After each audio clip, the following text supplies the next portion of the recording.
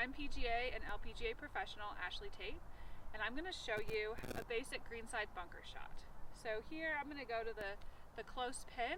There's not a lot of green to work with. I have a little bit of lip in front of me. I have my 60 degree here, so I have quite a bit of loft because I don't have a ton of green to work with. So I need it to go pretty high and stop pretty quickly.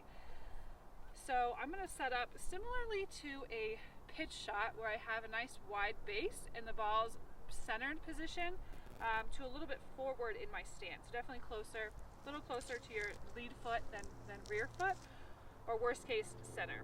A lot of people will come in and set up square, and then they're taught to open their stance, and when that happens the ball is really far back in our stance. So we want to be cognizant of where the ball is in relation to where our feet are going. Okay, so for this shot I'm going to open up my face and add a little bit of loft at setup. So rather than having the club square, I'm going to open it up a tiny bit, get a nice big wide base so I can squat into it, lowering that handle for me.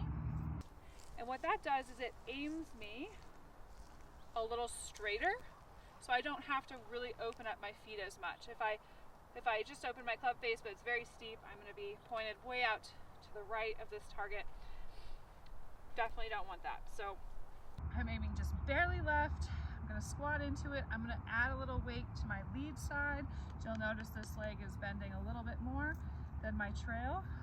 And then I'm going to use a lot more hands than my pitch shot. So I'm going to lift that club up. It's going to look like almost like a 3/4 swing here. In some cases you might need more of a full shot out of the bunker. This one's not very far, so I'm just going to do a nice 3/4 swing.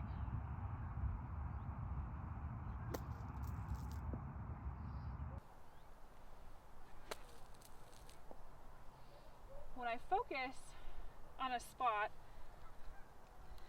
of contact, I'm going to look kind of right behind the ball. So you'll notice I hovered my club. We can't ground our club in the bunker.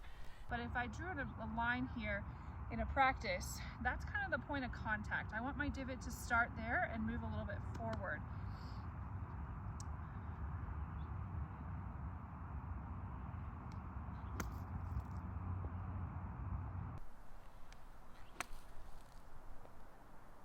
So a lot of hands, really steep with the takeaway, and that even causes it maybe to go a little bit outside, which is fine.